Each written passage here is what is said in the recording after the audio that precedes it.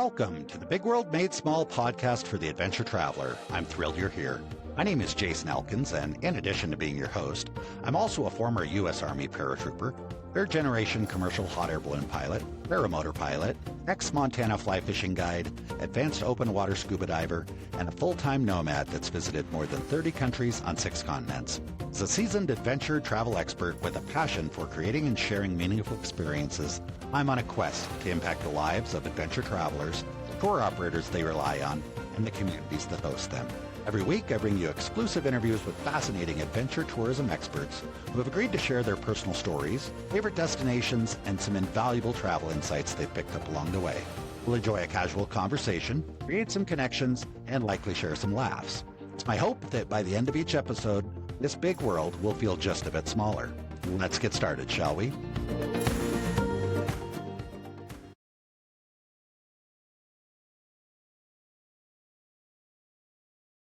Welcome back, everybody, to another episode of the Big World Made Small podcast for the adventure traveler. So happy to have each and every one of you back today, and also very excited to have my guest. We've got Gregg Bleakney. Gregg is the owner of WhereNext Travel. Gregg, welcome to the show. Hey, Jason, how are you doing? Thanks for having me. I'm doing great. This is going to be a lot of fun. I want to share with our listeners that I spent the day with you yesterday exploring Colombia. We both happened to be in Bogota at the same time. You live here, and I'm just kind of passing through. And you were gracious enough to take me out into the hillsides and the mountains in the Andes and show me a special project that you've been working on for a while that we're going to discuss. But we call it a finca. So let's start with, what is a finca? Because I'm sure some of our listeners might not be familiar with that particular word. Sure. In Colombia, if you actually translate finca directly to English, it means farm. But in modern Colombia, finca, for most of the use case, means cabin. So if a Colombian invites you to their cabin for the weekend, it's something really special, because the finca or cabin in Colombian culture, especially in modern Colombian culture, is really where Colombians go to escape the big city and spend time together, intimate time together as a family. And it's it's a very aspirational thing in Colombia to have a finca. And it's something that's just a very special escape, especially when the majority of the population lives in these huge metropolitan areas like Medellin and Bogota. Yeah, we were discussing that a little bit on the drive yesterday, and it was kind of like you said, the cabin, or some people, it might be a lake house, or it might be a country house or something like that. So it fits. Because now if they have livestock, do they call it a finca still, or does that change the word? Yeah, so it's interesting. So the origin story of the finca would be an actual real working farm that, 50, 100 years ago, Colombian families might have had a base camp in the city where they do a lot of their business transactions, but their actual center of operations would be somewhere in rural Colombia where they'd have cattle or they'd have some sort of crops, etc. And so the finca was, somewhere where they'd be going back and forth between the big city and their rural base camp from a business perspective. And now when you are talking about fincas with friends here in Colombia, people actually ask me, is it a finca, meaning is it a real farm? Do you have animals? Do you have crops? Do you have stuff? Or is it a finca that's basically, we call them conjuntos, which are like private golf communities with a golf course, or a gated community where people basically are living in condominiums or country homes, and there is no farm, there's no cultivation, there's no animals, but people still call them fincas. So we might call them in the States, again, going to your cabin or your recreational property. So I have had that experience where people ask me to clarify, what kind of finca am I going to? Are there going to be bugs? Are there going to be cows? Are there going to be fruits? Or am I going to be like in a chaise lounge by the swimming pool the whole time? Right. Very cool. Well, in a sense, I would say, after having experienced your finca, not your finca, but your finca, is that you do have a lot of fruit trees, and you've got coffee plants on your finca. So I guess maybe it's somewhere kind of in between, because you're not necessarily producing commercially, but you do have a lot of fruit there. So yes. So the history of my finca was, it used to be a cattle pasture. Most of it, I'd say about 60% of the property, and it's about 20 acres.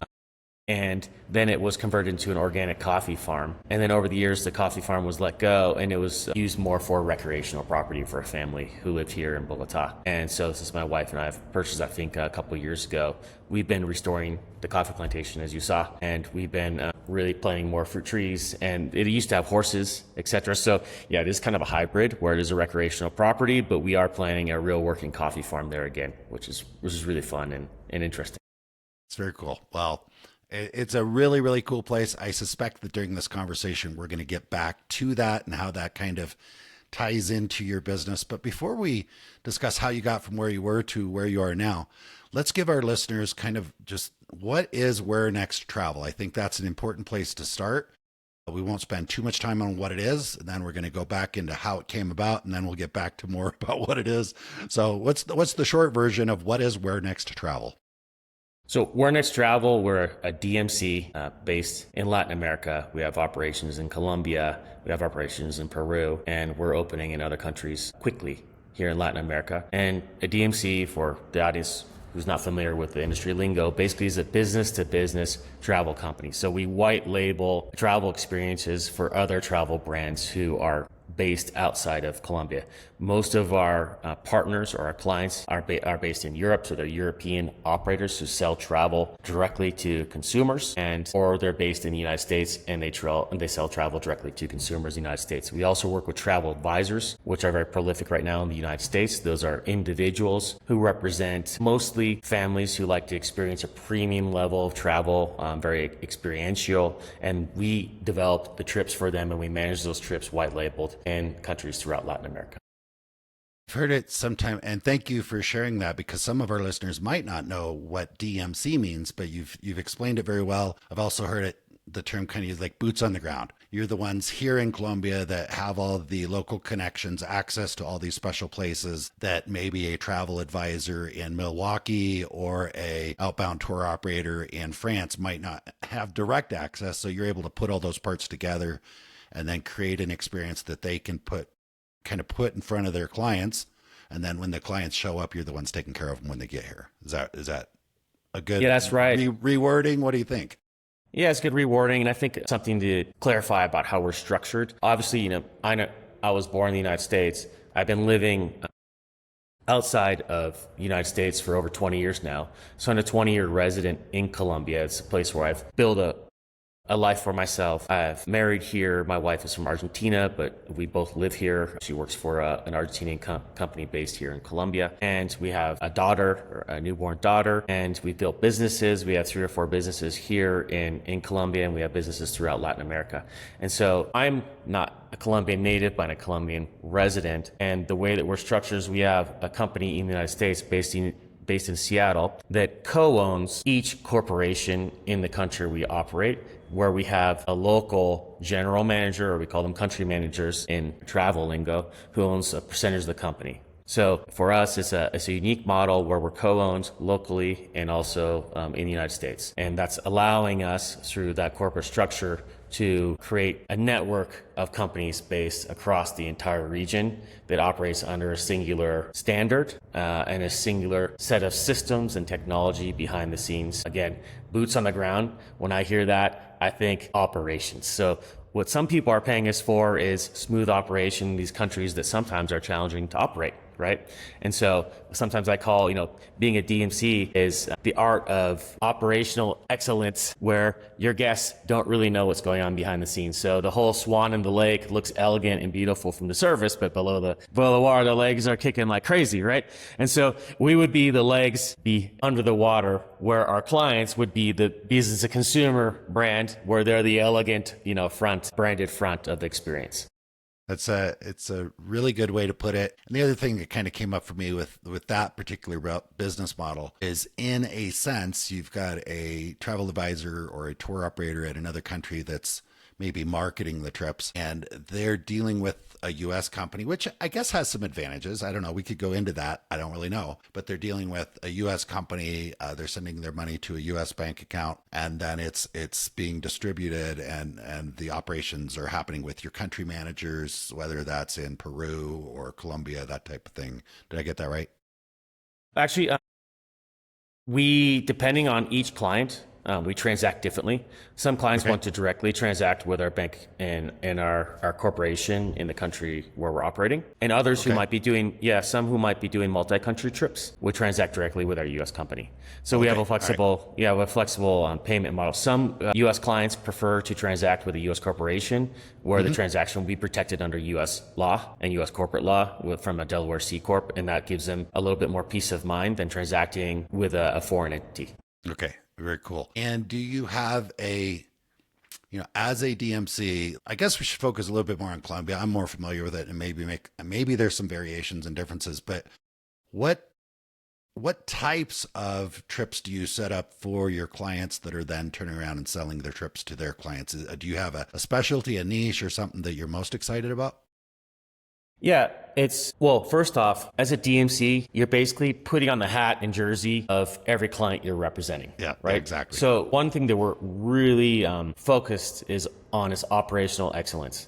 And so understanding the standard and the methodology and how our clients want to present and manage a trip for their guests. And so learning that system and then replicating that system seamlessly in these different destinations where we're working, right? So that's number one. And then number two, I have a strong feeling about this that our clients are paying us for our creativity. I come from a creative marketing background. We can get into that later, but they're paying us for our creativity, our know-how, our experience in the destinations, and the fact that our team is local, our team is constantly traveling, constantly experiencing. They're kind of, on trend or understanding what's new, what's interesting. I'll give you a very, very specific example of what we're getting paid to do.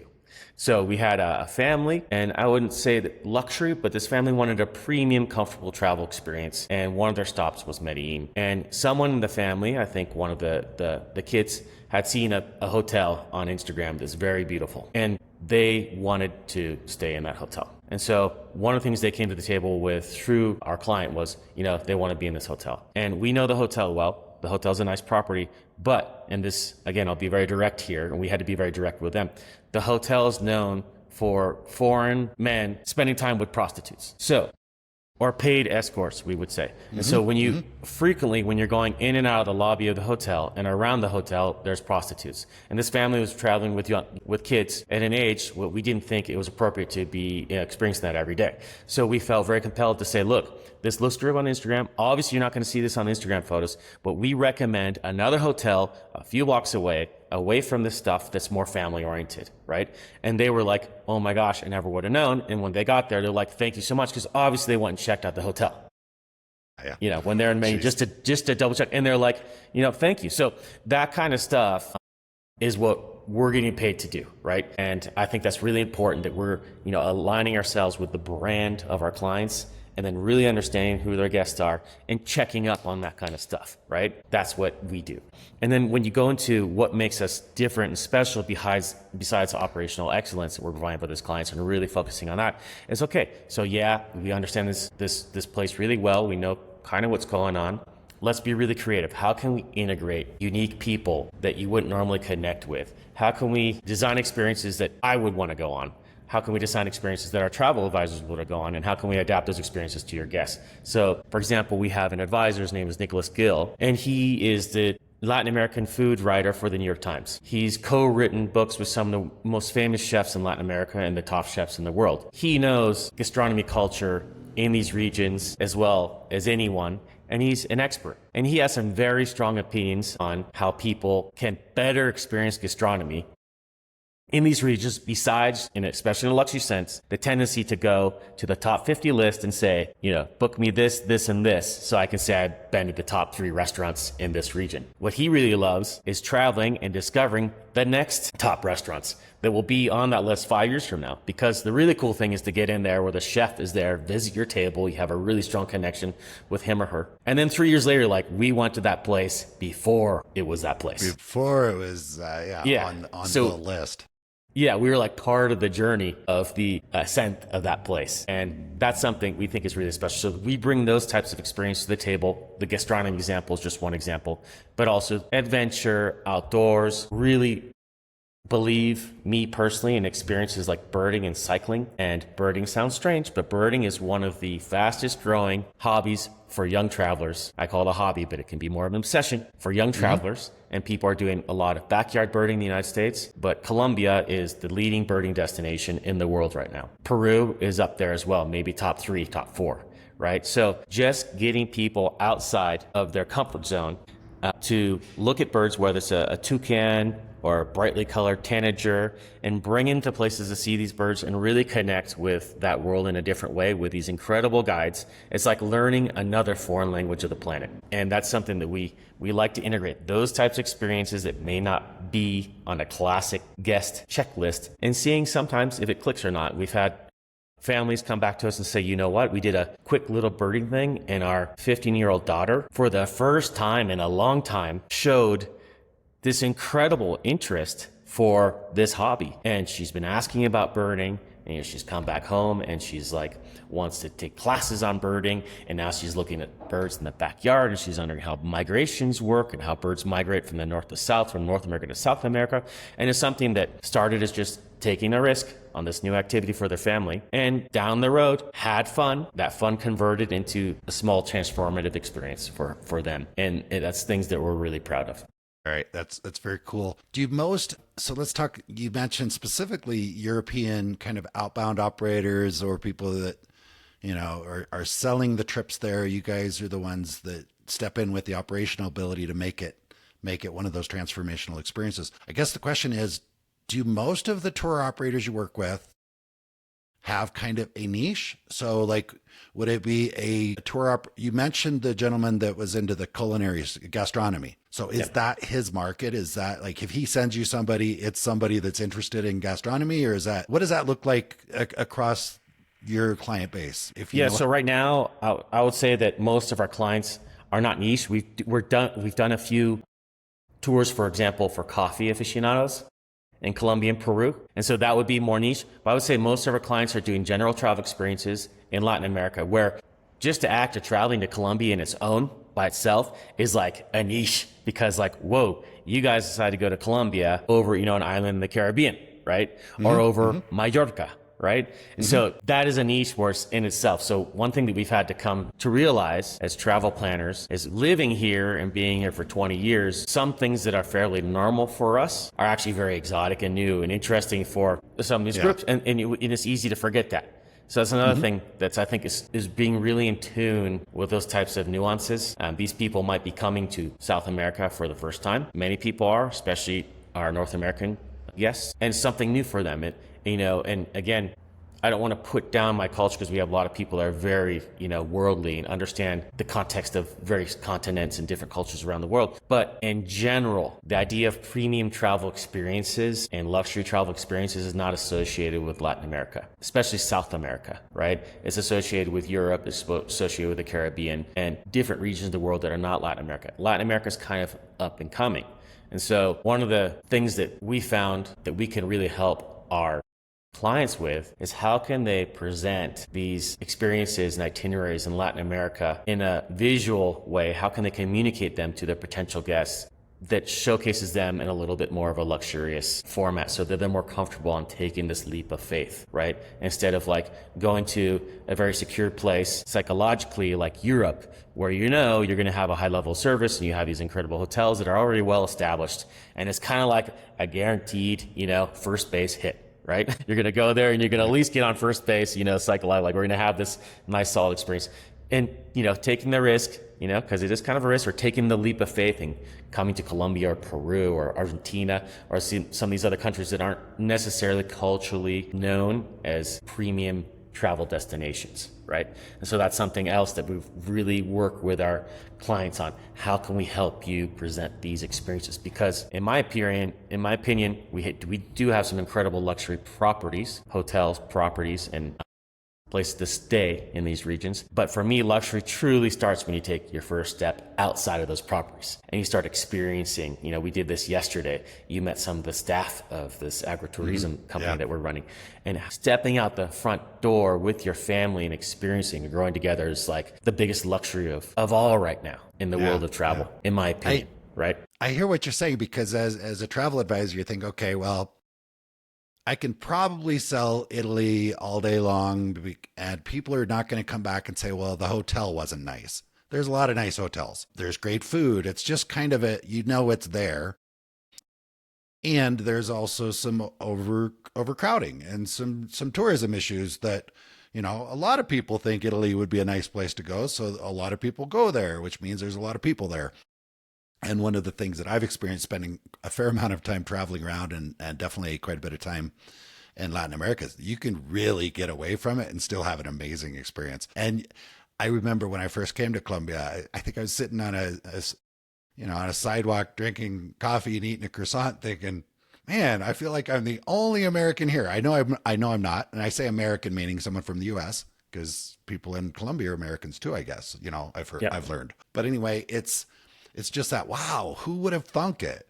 I'm here having this amazing experience, and a lot of people just don't know about it. And so I get why the travel advisors, I'll just send you to France. You're probably not going to complain about the hotel. You're probably not going to complain about the food. And if there's a bunch of crowding, you're not going to complain either, because you wanted to go there, I guess. I don't know. Yeah, I don't know where I'm going with that. But well, anyway, if I could jump into this interesting fact for your viewers, that if your viewers from North America, Canada, or the US, we learned geography as kids as the Americas being two continents, North and South America. And I thought that's just how it was. How many continents, Jason, how many continents do we have on the globe, in the world? I know. Until from your education, 7 continents, right? Yeah, exactly. And well, 6. So yeah, I know where you're going with this. Go ahead. Yeah, it's fascinating. So, my wife is from Argentina, and we had a discussion, is that most of the world outside the United States, almost everyone learns that there's North and South America are one continent called the Americas. And so that was a big kind of like, boom, oh, wow, we're educated differently around the world, and we're educated differently in the United States than most of the rest of the world, and a lot of these geographical features of our planet. And that influences very much how we think, including the fact that you brought up that if you're traveling in Latin America, or you're living in Latin America as I am, if you say I'm an American, most people don't like that, because we're all Americans. You need to say I'm from the United States, or I'm from North America, from the United States. The challenge is in Spanish, there's no easy way to say that. There's no word that says I'm a United States person. There's the Spanish word, and it's hard to pronounce. And I think it's like Jurisprudencia, or maybe you can say it. Yeah. And in the English language, we don't have that. We've got Mexican, Colombian, French, German. We've got all those words for pretty much every other country I can think of, but there is no word that other than American, right? We say American. We can say I'm from the United States, but if you say I'm American, it works for us. Most people kind of know what you're saying, or they look at your face and they can put it together. Yeah. And oftentimes I've had people in the Latin world, they'll just come out and say, oh, you're American, right? And I'll just look at them. I say, we're all Americans.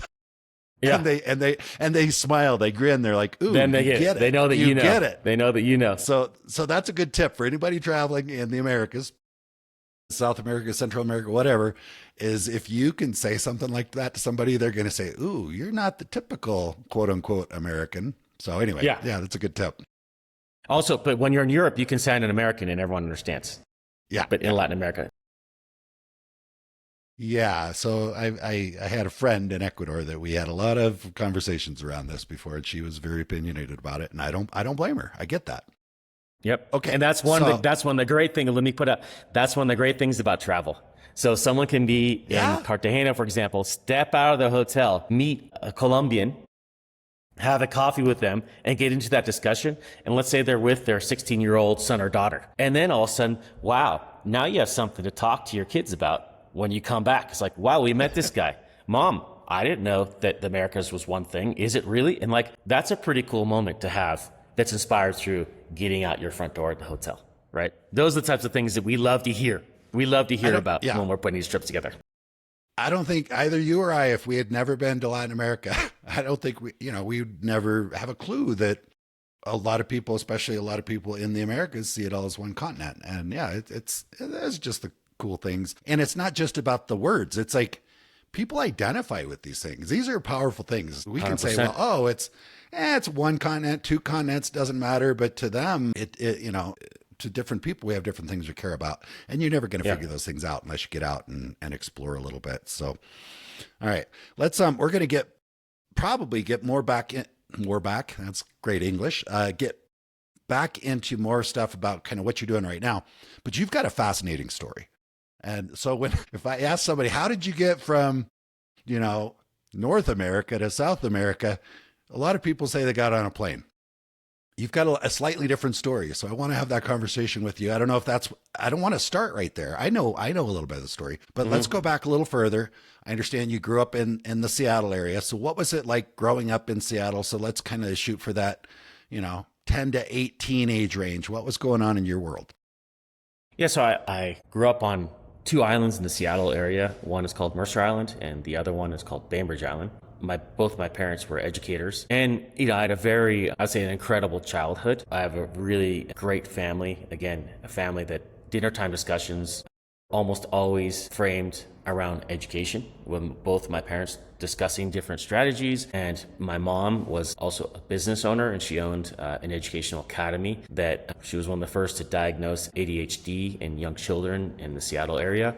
And she had a school private school for special needs kids in the Seattle area. And she also worked with gifted kids. So she and my dad eventually became the superintendent of schools for those islands where I grew up, and also helped with the entire school district of Seattle as like an interim superintendent assistant in a transitionary time in the Seattle school district. So I had the good fortune to grow up with a parental structure that really valued education and also sports. So both my parents were athletes. My dad was an athlete and was an athlete at the University of Oregon. I did the triple jump, and then I became a professional triple jumper afterwards. And actually the lead into my whole reason why I came to Latin America was because at the US Olympic trials, I blew out my knee triple jumping, and I had to recover my knee through riding stationary bikes. Okay. And that would kind of be my as growing up in a nutshell. I would say one thing that I was attracted to growing up, as we moved from Mercer Island to Bainbridge Island sat in the middle of the Puget Sound, and from the side of the island that we lived on had an incredible view of the Olympic mountain range every morning from my window in my bedroom. Wake up to see Olympic mountain range in Olympic National Park. And so although my parents were incredible educators, they weren't outdoorsy. And towards the end of high school, when I was around 17, I bought my own car, and I started loaning up the car on the weekends and going out and hiking the trails in the Olympic Peninsula. And that's when my first connection with the outdoors. It was very much self-guided, using books, and studying myself, and going down to the local outdoor gear store and talking all the sales guys until they probably, dreaded me coming through the door and asking about the trails in the Olympic Peninsula and how I could do this, how to pitch a tent and all this stuff. So I kind of found my way into the outdoors on my own. And then when I went to college, I got a scholarship for track and field from the University of Oregon, and the University of Oregon in Eugene is kind of an epicenter for outdoor activity as well. So outdoor activities. Yeah. Before we get too far into what was going on in school with the triple jump and the biking and all that stuff, you said that you had the benefit of parents that were into education, or you benefited from that. I'd like to dig a little bit more deeply into that, because that could mean a couple different things. The things that pop into my head was, one is just people telling me you need to get an education, because I've had people in my life, hey, education's really important, you need to get an education. And then I had other people in my life that just by nature, because they were educators, were just super curious and really, really enjoyed sharing with people that they cared about things. So when you say you had the benefit of having educators in your family, tell me a little bit more about that. Yeah, so my parents always supported me following my curiosity, and they felt that was like a key component of education. So I had that support. And as we go through this, I haven't had the kind of standard life. I've made decisions in life that most families, I think, would struggle to understand. And my parents always embraced those decisions and understood and supported my decisions that were, I would say, are kind of non-traditional. So I would say that on that side, that's what I meant by that. Did they, if knowing what you know about them and kind of their life journey, did either one of them, sometimes educators have a very traditional path. They grow up, they go to school, they become teachers. It sounds like what your parents were doing things in the educational world that were not necessarily super traditional. But I guess where I'm going with this is, did your parents travel? Were they into travel? Was there anything that you could point at in their upbringing that would help explain why they were so supportive of you following your dreams and your curiosity? So yeah, my parents weren't travelers, and again, they weren't outdoors people. I think we grew up very By the time I came along, my brother was before me. My dad marriage due to housing. He's paying for his own PhD, and so we grew up where I think the big splurge for the family was getting a pizza once a month type thing. And then and so it's a different time, a different generation. I would say that my parents were successful, and then we never worried financially. But I think things have changed now, where it's like, I don't know, that my contemporaries on Mercer Island, it was normal for them to jet off to Europe or Hawaii for a weekend. That was very common. But like us growing up, those types of things didn't happen. So we would drive down to Eugene for the Track City Classic, and that was like our summer vacation for my brother and I to go run in a track meet, right? And so and then we'd go out to Bend, Oregon sometimes, But I would say like big travelers, I think they'd done a study abroad program in Europe. They did just after they graduated college. So they'd gone over there and they'd spent a few weeks supervising high school students. So that was like their kind of big international travel. But I think it's not because of lack of curiosity, but I think just in that generation, my parents just it wasn't normal for someone. It wasn't as easy or normal for someone to go, travel the world as, I've had the opportunity to do, post college. Do you have any memories from kind of before college? You mentioned sports, you mentioned going out and pestering the guys at the sporting goods store to get trail maps and stuff like that.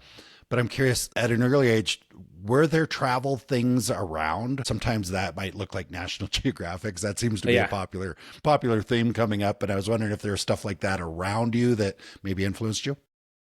Yeah, 100%. So one of the kind of oddball things I was interested in as a kid was tropical fish. So I was a tropical fish hobbyist.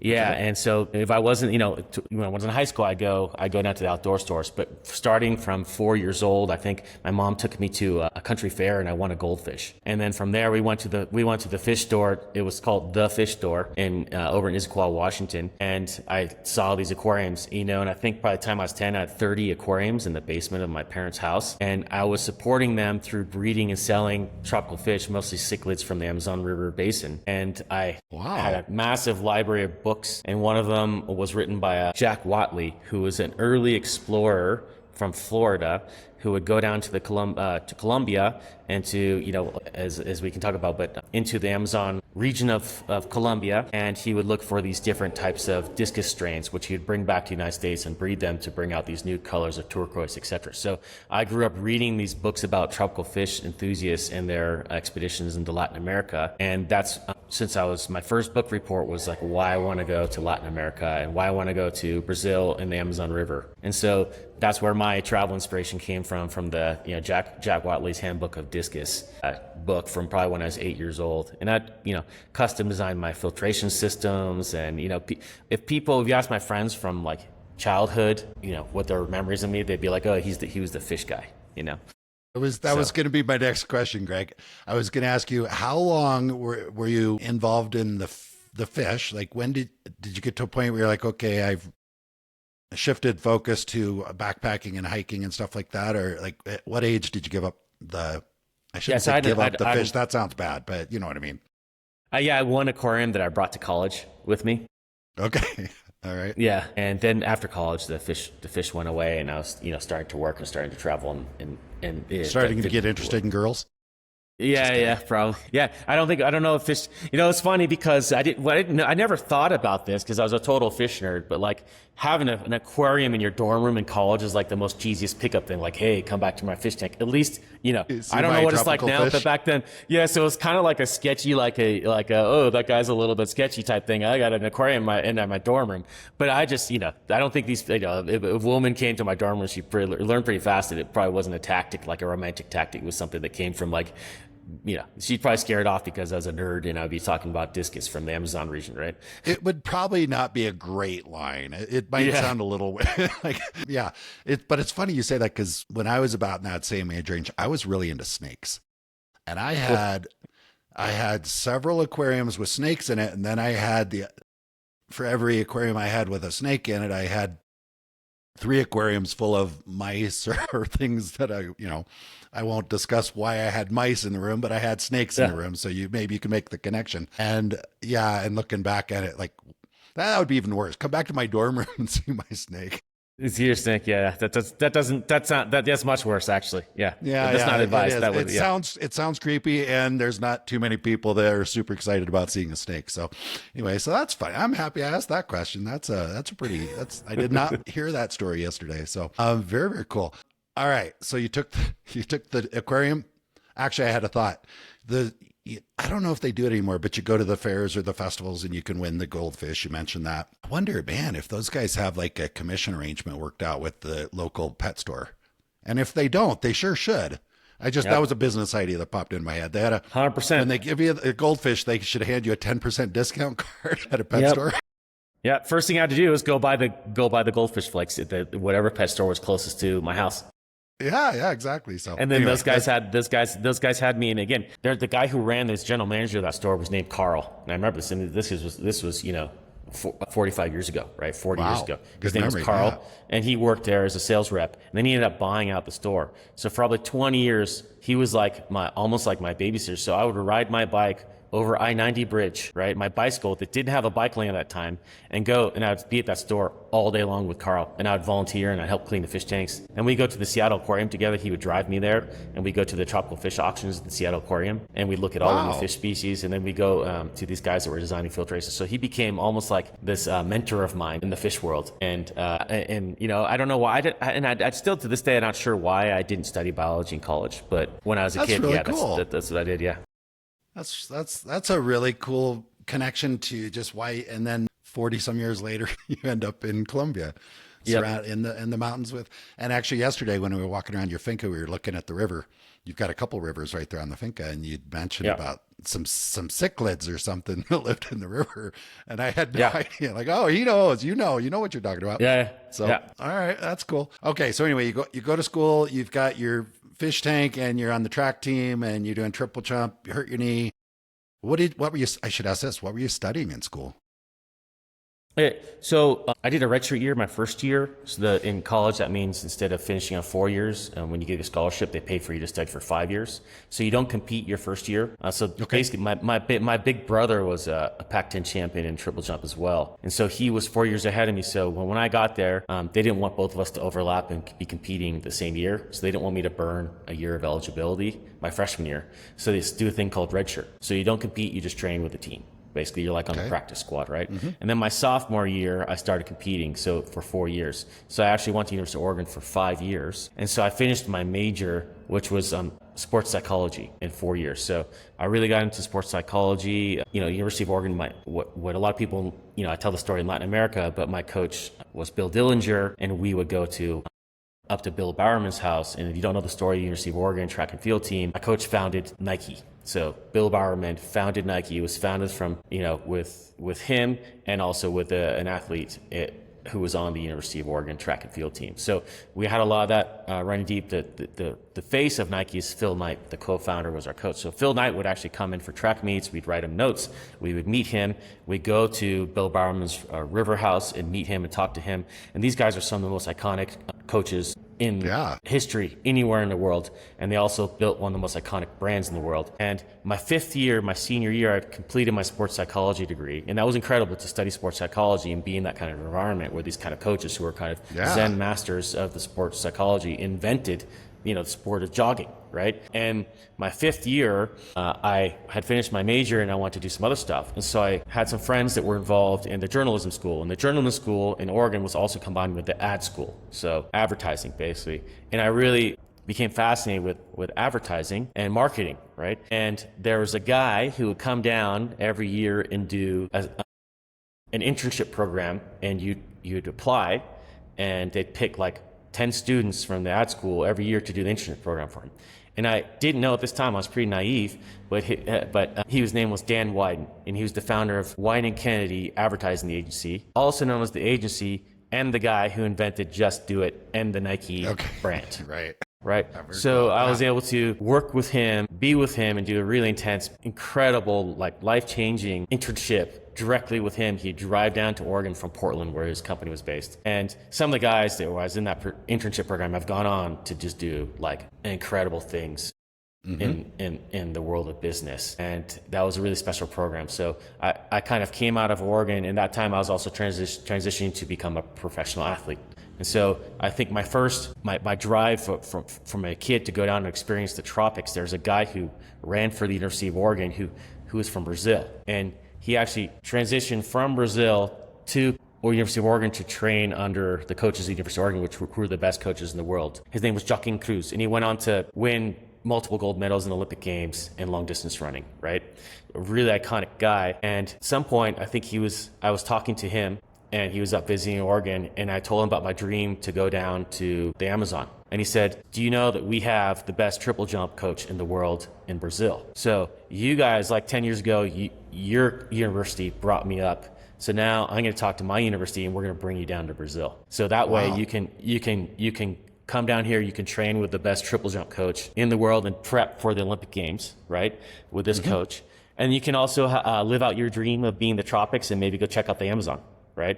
So I went down my fifth year. I actually did an exchange program, and I went down with Joaquin Cruz and trained with some of these guys all coached in Cuba, et cetera, and trained with their Olympic team for the triple jump, and kind of was able to combine those pursuits of, my athletic career and my, fascination with tropical fish and in the Amazon. Yeah, that's cool. I gotta ask you this. Why the triple jump? It to me, because I'm not in the sporting world, I don't really know much about it. So it seems random to me. I'm sure it's not, but maybe it is. Like, did you know I want to do, well, I guess your brother was doing triple jump, so that might have had an influence. But do you just kind of start track and everybody just kind of finds what they're the best at and that's what they pursue, or how does that work? Yeah, so it's a good question. I think in the public school system, at least in the United States where I grew up, there's a thing called recess, right? So 3 times a day, they let you out. I don't know if they still do that, but I remember I don't know that. they did. Yeah, so you go out, there's a playground, and you go and play for like 15 to 30 minutes, depending on the recess. And you kind of like, for little boys at that time, is like, basically we'd all go out and we just go crazy, right? Because we had all this built up energy, and we'd play in every sport we could, running, chasing, tag, everything. And so I think by the time you're like in second grade, all the boys know who the fastest guys are. Right. Yep. And then at that time we had a thing called a presidential fitness test, which they don't have anymore, I don't think, but it was like a mandatory test of, pull-ups, running fast, climbing a rope, all this jumping. And so I think by the second or third grade, I knew I was the fastest kid, and I knew I could jump really high. And so my dad put me in track and field, and like when I was in 5th grade, I broke the record, the U.S. national record for like the fastest kid who did hurdles, shot put, and high jump, and like 100 meters, right? So right at that point, so they kind of took me and put me in this thing called the Junior Olympics program. And I did that all the way until my freshman year of high school. And then I didn't go through puberty. So I went from like being this kid who broke the national record, in the Junior Olympics, to like not going through puberty. So high school, I just ran the high school track team, but I didn't qualify for anything. And then my senior year, I had this massive growth spurt in high school, and I won the state championship in the triple jump. Because I don't know why I picked the jump, but I just knew I could jump, so I did the triple jump. I won the state championship. And then Oregon came, and all these colleges started recruiting me to go. And I think my parents were pretty happy about that, because getting a scholarship from a U.S. university out of state is like hundreds and hundreds of thousands of dollars. So it's a good deal. It's a great deal. It's even more now. It can be for a big university, it'd be $300,000, $500,000 by the time you get your room and board paid for and stuff. Right. So that was why I did the triple jump. I think it was a good ticket to free education as well. It's pretty cool. And again, it sounds random to me. People that are into track and field and sports and stuff like that probably are like, yeah, I mean, I'm not saying it's random and like it's not cool. It's super cool. It's like, wow, that's so you had one. It's a random event. It's not a well-known event. People call it the Power Ballet. So it is. Most people aren't familiar with, but it's Colombia. When I first moved down here, there's a woman in Colombia called Katerina Bargan. She won the Olympic gold medal in triple jump. So it's cool to follow her here in Colombia. So I've talked to her. I've hooked up with her a few times and talked to her and try to understand what she's doing here to work with kids in Colombia and track and field. So Yeah. one of the things that we promise ourselves is this thing called, the Men of Oregon. There's even a book about the Men of Oregon, but it's men who have gone through the University of Oregon track and field program. And it's one of the things that is kind of like a unwritten rule is that you need to give back in the future through coaching if you can. So a lot of my contemporaries, guys I train with, have gone on to coach kids in high school, won state championships, and just some really incredible stuff. So that's, I think, one of the disadvantages of me living abroad internationally is I haven't been able to tap into that and kind of give back through that athletic program is something I want to try to accomplish here in the next, decade of my life. Yeah. Very cool. Yeah. So you stayed in Brazil for, I guess, 1 year, a semester. How long were you actually in Brazil? 6 months. 6 months. Okay. And then kind of walk us, where did you go from there? Cause were you finished with school by then, or did you still have a little bit left to finish? That was during my fifth year. So then I had to come back. I had to finish my academic year at the University of Oregon and then jump into the college track and field season, which is the end of the year. And so then I went to the NCAA championship, which that year I think was in New York, beat an NCAA championship. And then that year also qualified for the U.S. national championships, which is the entire, all the professional stuff. Mm-hmm.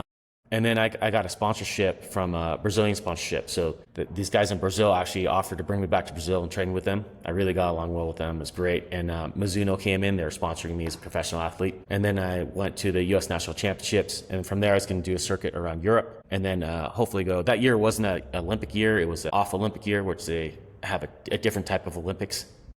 And so that was what was going to happen that summer. But so what happened was I blew out my knee. I was still under my insurance policy at the University of Oregon, so I went back to the University of Oregon, and I had this incredible doctor rebuild my knee. And when he finished rebuilding it, he was basically like, "You're not going to triple jump again, but you can go do trekking, and we want you to protect your knee. Let's do this rehab." So he put me on a bike, and we did a lot of rehab. And it was during that summer that I was basically had to stay at the University of Oregon that I founded WhereNext. Okay, all right. And let's tie that to the internship you mentioned with the marketing and ad internship, because that was before Brazil. You did that internship? That was after I came back from Brazil. That was after you came back from the Okay. end of my college academic career. Right. You founded WhereNext at that time, but you were, because I've heard a little bit of your story, but you went and had a corporate job as well at some point. So help me tie that together. So WhereNext started during that summer when I was rehabilitating my knee, and I really stuck there. So the internet had just started. And that was when the whole internet revolution in Seattle started. So I had this idea, because I've been traveling quite a bit for my track and field career. I've been going to Europe and competing in the summers, etc. Mm-hmm.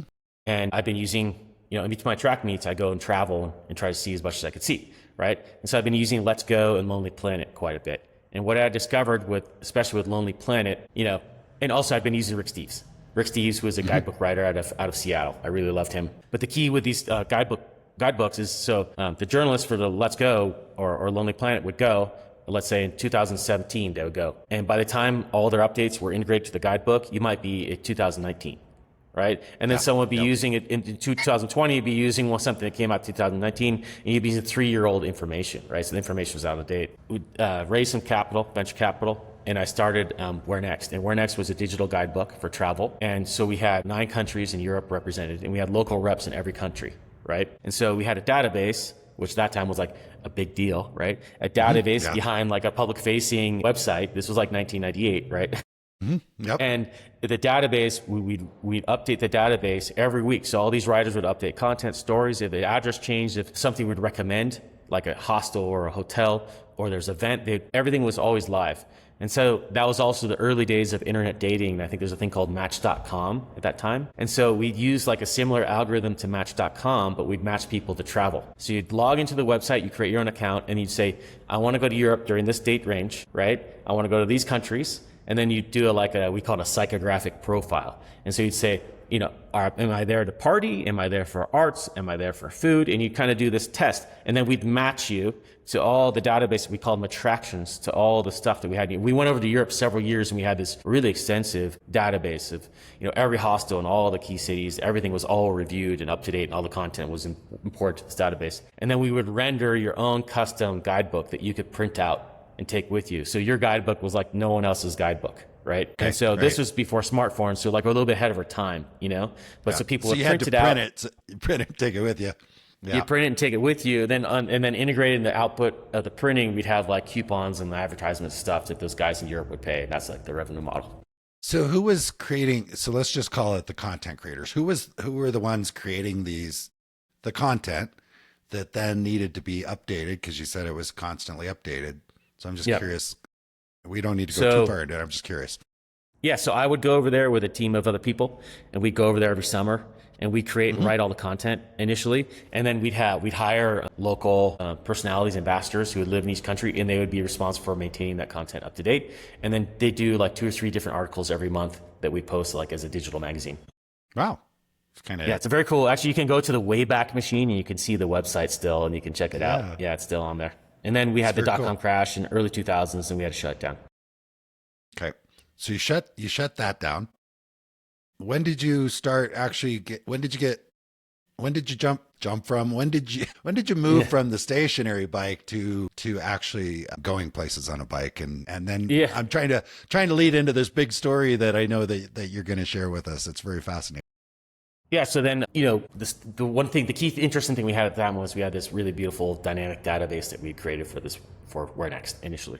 So when I left there, I got hired by a database marketing company, first with Oracle. And I worked with Oracle as a salesperson, and then moved to this company in Seattle that had a system that I was familiar with and I knew how to sell, right? And during that time, I had continued my rehab, right, with my knee, and I'd really gotten into cycling. So I started doing all these like things called randonneurs. So there's a group of guys in Seattle called the Seattle International Randonneurs, and it's a style of French ultra endurance cycling, right? And so every 4 years, there's like a huge event where they ride 1,200 kilometers without stopping in France called the Paris-Brest Paris. And we were kind of like the top group of guys out of the US that would go and qualify for that. So we were like the random American club that would go over there and compete. And so I started training for that, and you start with a 100-kilometer ride, and you have to go. It's kind of like a cannonball run, and you have these grocery stores. And you have to buy something at the grocery store and the timestamp and have the guy to prove that you did the route, right? And interesting. Yeah, and then you do like 200 kilometers, and you do 300 kilometers, and you do 400 kilometers, you do 600 kilometer, and you have to do it in a certain time to qualify for the next one. So you actually have a season that builds up to it. And if you do the 600 kilometer one under a certain time, you qualify. You can apply and qualify to go to the big one in Paris. Right. And so that's when I started riding bikes, and I kind of poured all my Olympic ambition to do these like ultra extreme bike races and bike rides until my dear friend called me up, and he had just lost his mother to gestational diabetes. And so he had signed up for a bike ride with the American Diabetes Association called Tour de Cure on the California coast. And he knew I was into cycling, and he was a friend of mine from college, and he was like, hey, you want to jump on with me and do this fundraising ride? And so we did it, and then we did a couple more, and we started learning that like a lot of the funds that we had raised through friends and family, everyone gets hit up by these things every once in a while. Hey, I'm doing a marathon, or hey, I'm doing this. Can you contribute, right?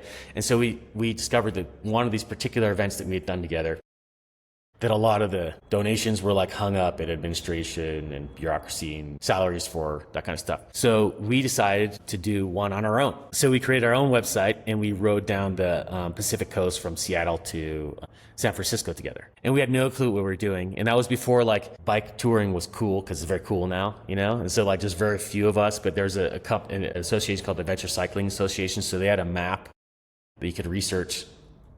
And this is like early 2000s, right? When we did this 25 years ago plus. And so we rode down the whole coast, and we raised, I can't remember what we raised. Brooks, my partner in that, he did like most of the heavy lifting, and it was an incredible thing for him to do with his mom. He got very close to the American Diabetes Association.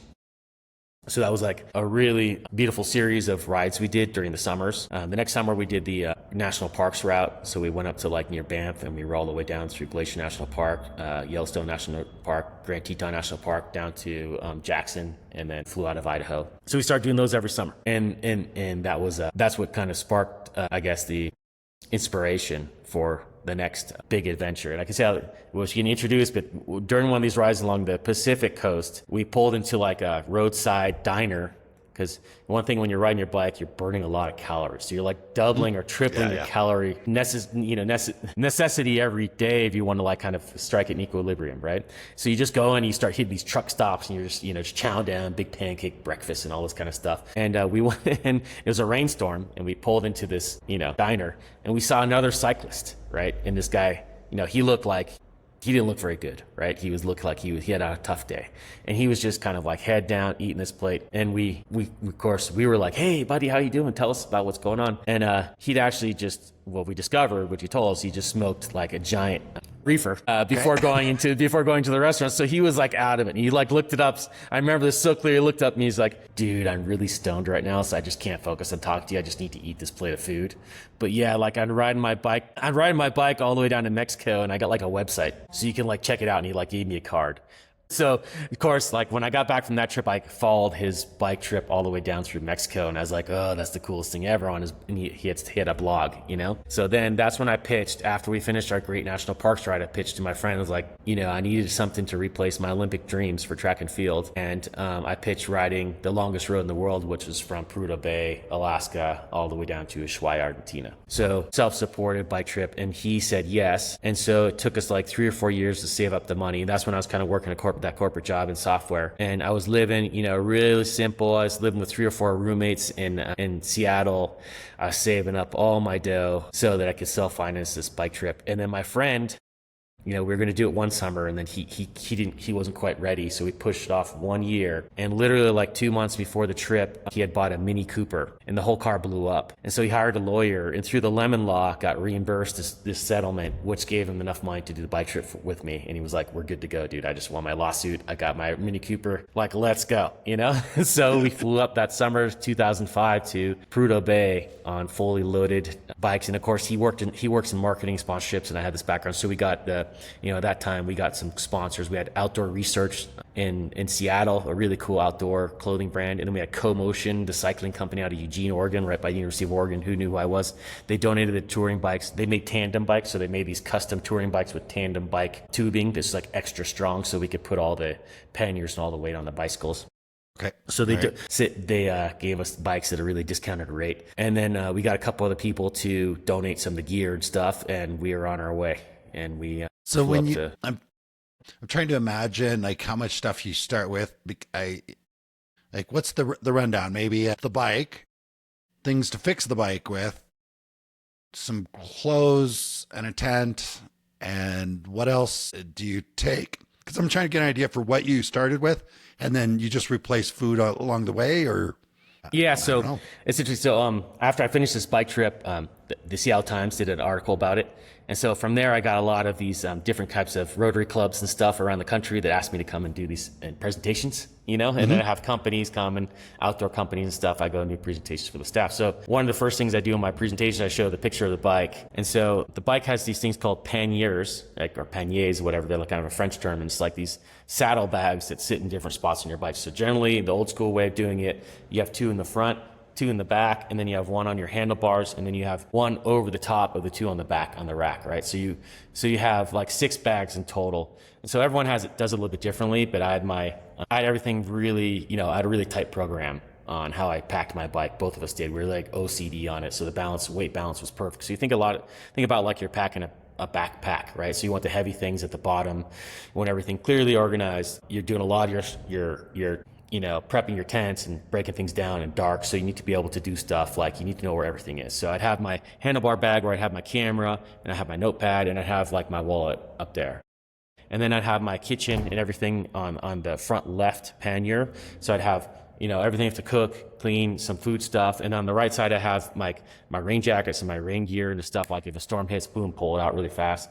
And on the back, you have your tent over the back on the saddle, over the top. And then you have your clothes, and then you have your like sleeping bag and stuff on their side. So everything's in compartments. This was over 20 years ago, and I can close my eyes and I know where everything is on my bike still. Right? I can tell that. And so yeah, and then on your bike frame, you have mounted different water bottles, because there's sections of the trip where there's no water for a couple of weeks, so you had to figure that out. So yeah, there's certain sections where the first 1,000 miles across Alaska, few stops were few and far. And the Peru Bay, the pipeline road where you're riding through the oil pipeline, there's only like 1 stop in like 450 miles. So you got to bring everything, just like you're on a backpacking trip, think about it that way. And then when you're riding through more like dense urban populations, you're just hitting truck stops. Truck stops are the best, where you get a truck stop, because for like $12 at that time, you just get a massive plate of food that would be like, breakfast and lunch combo. It's just about just piling on calories. Yeah. And a shower. Yeah, in the shower. Truck stops were great. I don't know if you took those or not, but so I know we could talk for hours about the whole trip because it took you a while and a lot of things happened. But I guess first question, how long did it take you to get from Prudhoe Bay to Ushuaia? And was it generally straight through? I mean, were there stops and starts? What did that look like? Yeah, so the overall trip took me 2 years. And I guess the trip in a nutshell was, life-changing experience. When I look back on it, the inspiration was fun and exploration, and also kind of like a frustration that I didn't accomplish my Olympic dreams in track and field, and I wanted to do something big, right, for myself. And I wanted to win. I wanted a big goal, and I wanted to accomplish it. So that was my inspiration. But over the 2 years, when we talk about transformation to travel, I think that like I look in the mirror and I'm like, everything from my life is like pre-bike trip and after bike trip. Right. And I think now, we just had a little girl like in the last few weeks, and I can tell that it's happening again. It's like pre-kids and after kids. Like, it's just like, it was just a major marker in my life that everything changed and nothing's been the same since I've done this bicycle trip. And I guess in a nutshell, the bicycle trip took 2 years. My dearest friend Brooks started the bicycle trip with me, and we got into Mexico and we took a couple of roads. We were very confident at that time, 2 young men really conquering the world on our bike. By that time, a few months, 4 or 5 months into the trip, we were like super fit. Called like frog people. Our legs were just like full of muscles and ripped, and like we were really lean. We could get off at any tourist attraction and just run to the top of any pyramid. In Mexico, we stopped at some of those ruins in Mexico that are high altitude, and we would just like run up them like gazelles. It was just like we were very confident from our, psychological fitness. We were very free physical fitness, and I think we made a couple moves going into places that were conflict zones and in the border of Mexico and Guatemala, and we paid the price for that. So we basically got attacked by a criminal gang, and we almost were murdered. It was a very, very difficult situation to talk about, but we were almost murdered. We almost were decapitated with machetes, and we managed to escape the situation. It was horrible. It was a really horrible thing. Both of us had, some stress issues, post-traumatic stress issues after that. Yeah. And he decided to call it quits after that. So he went home, and he had something to go back to. He had this incredible fiance at the time, which she went home and married. They have beautiful families with 2 great kids, and he wanted to go pursue that. And I decided to continue on my own. And so that's, and when I was on my own, I kind of really had to stop and think about why am I doing this? Because this isn't just like me conquering the world and having fun anymore. It's like some of the places and people that I'm meeting are different, and like 99.9% of the people in the world are good, incredible people that help you. But there's a reality that like we almost were murdered, and it was pretty close, and you have to really think through like, is this worth it now? Well, and so I don't know, but I imagine, if I've traveled enough in Latin America, and let's put it this way, from Prudhoe Bay to the Mexican border, not much. I mean, there's things happening, of course, but when you get to southern Mexico and you have that issue right there as you're getting ready to go into Guatemala, I can imagine that you're looking at, well, geez, there's a lot of potentially challenging stuff ahead of me. It's not like I'm almost there. The easy, the hard parts behind me. It's like, no, because then emotionally, psychologically, okay, yeah, I'm going into Guatemala, and then maybe, Honduras, El Salvador, all these places, Colombia, stuff like that. Yeah. And yeah. So we were just getting into it. You look at the next succession of countries, Guatemala, which is an incredible place, and especially during that time, it was very insecure. And then after that, we went into Honduras, right? And then El Salvador, right? And those are pretty, in that time, 2005, was a pretty hardcore place. El Salvador is like the security situation improved there. But like, I was just in Honduras like a couple months ago, and it's still, it's better, but it's still like a little bit, and then going from there, you're going down to Colombia, and in 2005, Colombia was not a safe place. I mean, it was just getting safe, but it was still pretty sketchy. And then even along the coast of Peru. So it's like, this isn't, in the United States, the biggest risk we had for safety were RVs. And they, so many RVs, they would forget to put their ladder up, or they put their ladder up, so the ladder would be like shooting out from the RV. So I had this mirror, so like these RVs would come blowing by you, and they just take you out with your ladder and like gone. So that was like the biggest, I think, safety risk were like RV guys who forgot to put the step ladder correctly. and you're so exposed on a bicycle. It's one thing on a motorcycle. You're still exposed on a motorcycle. But it's hard to outrun people on a bicycle too. I mean, I'm sure you're very fast on a bicycle, and if they're on foot, maybe you can outrun them. But other than that, that's you're kind of exposed.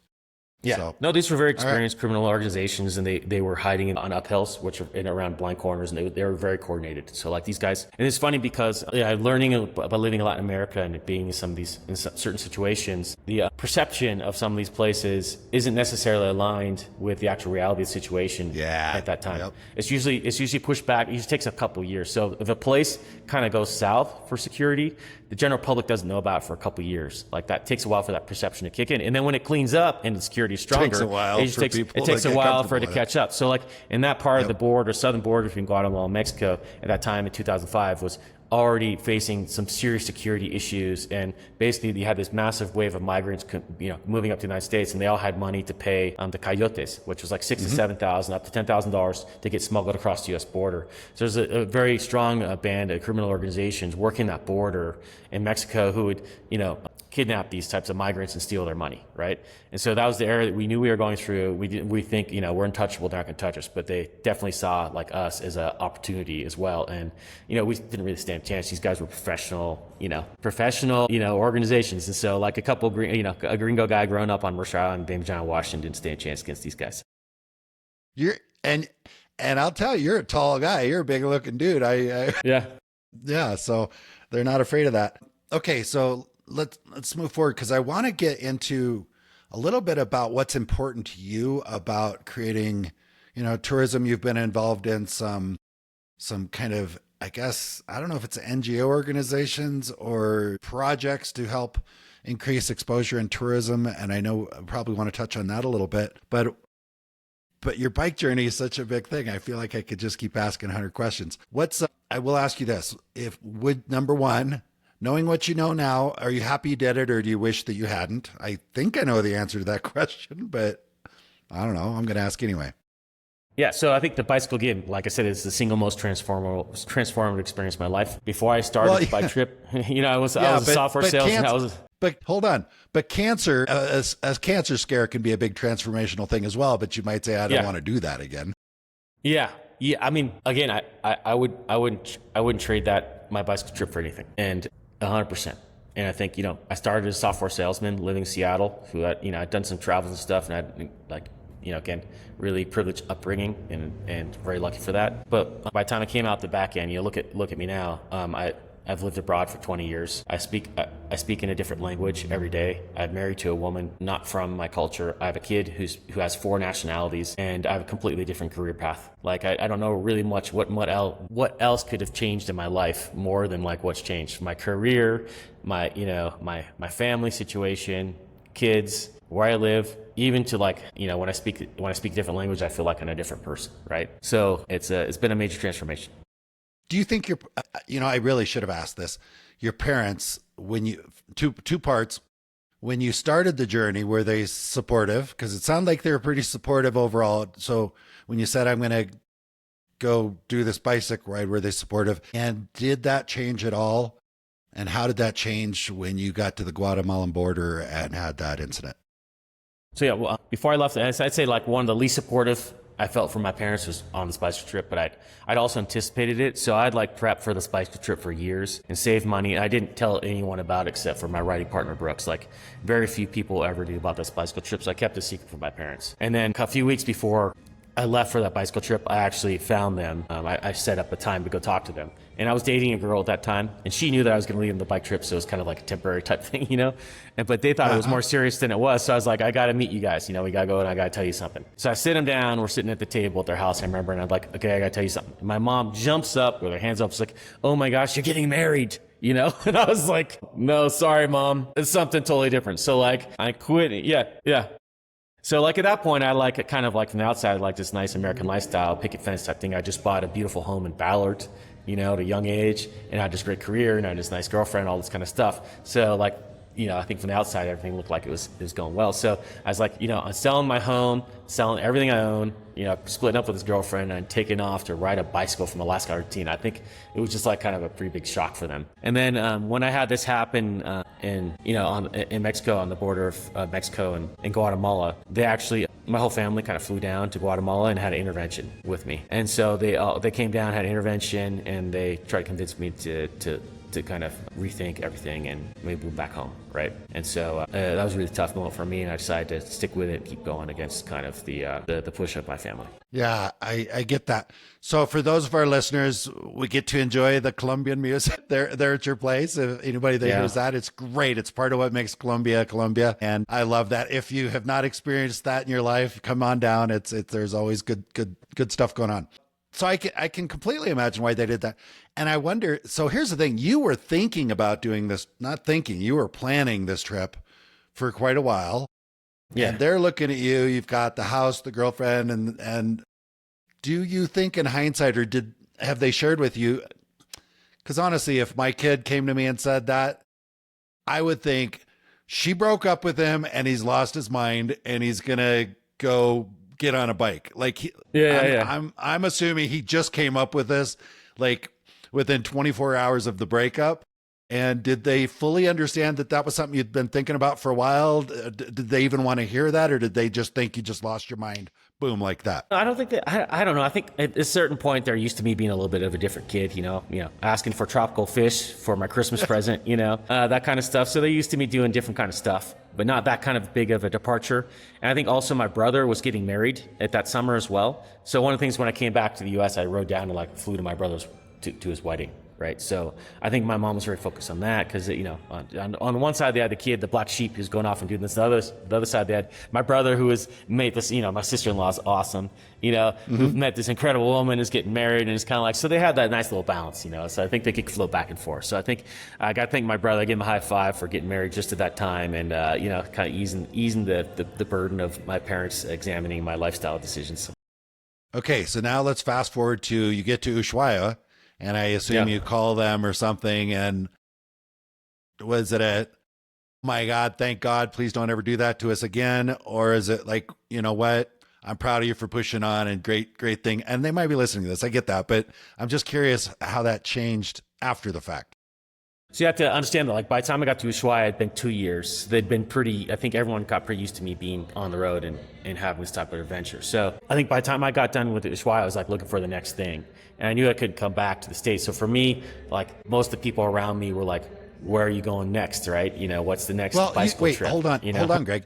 You said I knew I couldn't go back to the United States. Help us understand that. I think by that time, living in a tent on the side of the road and going through that type of travel experience, I said it was very transformative. I developed also literally having it beat out of me when we had that terrible experience in Mexico. I can back up. One, the positive thing that came out of the experience in Mexico is that through this kind of PTSD I had, the way I got through it was one of the best pieces of advice I ever got was from a very close friend from Seattle who been through some trauma in his life. And he said, the way to get through this is to be like a dog. And what do dogs do when they meet new people? They sniff butts. It's go sniff butts. And it sounds weird, but from then on, going through El Salvador and Honduras and all these places, people had guns all over the place. There's guys with machetes on the side of the road all the time. And you still can't forget that 99.9% of them are the most friendly, incredible people you ever know. And they'll invite you to their house, to have dinner and pitch your tent in their backyard. So what I did, instead of shying away, I went into it, right?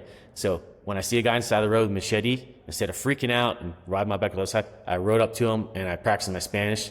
And he just big smile, missing teeth, the hat, the whole deal, and was like, oh, come meet, we're having a quinceañera for my daughter. You should come, It's all of a sudden I started sniffing butts. And so that opened up this extraordinary sense I think I developed during this bicycle trip of people and feeling something, right? Wow. That's the motto of my business, feeling something. So it was my sense, my kind of sixth sense of people through that fear and through that post-traumatic stress issue was so elevated, I would just freak out over everything for the first month after riding. And then when I started applying the sniff butts, I learned how to flip that into a curiosity and instead of going back, go forward, but feel that, that sense you have for these people. And instead of going backwards, go forward, run into it, right? And so that was my own kind of education throughout the rest of the trip. And by the time I got done with that trip, it was oh my God, something happened to me here and I can feel stuff and I can sense stuff and I can put myself in a position for serendipity and luck and beautiful experiences that I was not able to do before, right? And even I had comments with some of my friends, it's hey man, when I travel with you now, or when my film crews and stuff, when I work with them, I'm not normal, right? Like I try to open that stuff up and feel that, and like, I'm chasing down people down alleyways and doing stuff. So we always end up in these incredible moments that are not scripted, because the best stuff for travel and production work is not scripted. It's the best stuff. And you can only get to that stuff if someone is shepherding you into it, who knows how to do it, or if somehow you've opened yourself up to exploring it, right? Because the majority of people are scared, and they kind of have that stay away, right? And so once they figure that out, and they can flip the switch, and they can feel confident diving in and moving forward and creating those situations, then it's like something really beautiful. So that's like, what I learned trip that I like use now when I design experiences for other people is sniff butts. That's what I got. And I thought sniff butts. As you were saying that, I was like, that'd be a pretty cool brand, actually. Like Sniff Butts Media, Sniff Butts Travel, Sniff Butts Expeditions or something. Yeah. I don't know. It sounds pretty cool. But all right. So you got a lot out of this, and you said, I couldn't go back to the US, and it's because it's transformational. You just didn't want to go back. It wasn't that you couldn't go back to the US. Well, depending how you define the word.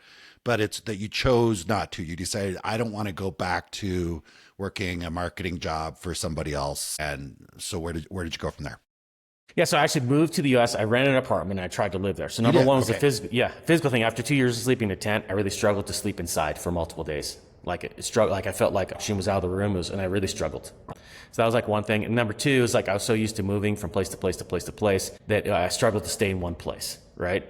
I started so after a couple of weeks in this apartment, I started freaking out. So I call it like the world's most expensive storage unit, So like after like a month, I could never be there. So I just hit the road again. And so luckily at that time, through some of the work that I'd done, I started blogging, and National Geographic found my blog, and they asked me to start blogging for their magazine, and they gave me a scholarship, right? And so I'd gone out to the National Geographic headquarters in DC, and I met all these incredible photographers and met their editors, and they started giving me some spec work. So I started traveling around as a photojournalist. And so I had, for like those first 6 months of doing that, I had like that apartment as a base camp in Seattle. And that's when I came down to Colombia, and I did my first kind of assignment as a spec assignment for the Adventure magazine they had there. And then I did some other work in Colombia. And then that led to like a 10-year career as a photojournalist, where I ended up turning in that apartment and just basically living, I'd say homeless. I didn't have a home, but it was by choice, I was very frugal. I was very by the end of this bike trip, I was very much out of money, but I was just scrapping by as a travel journalist. I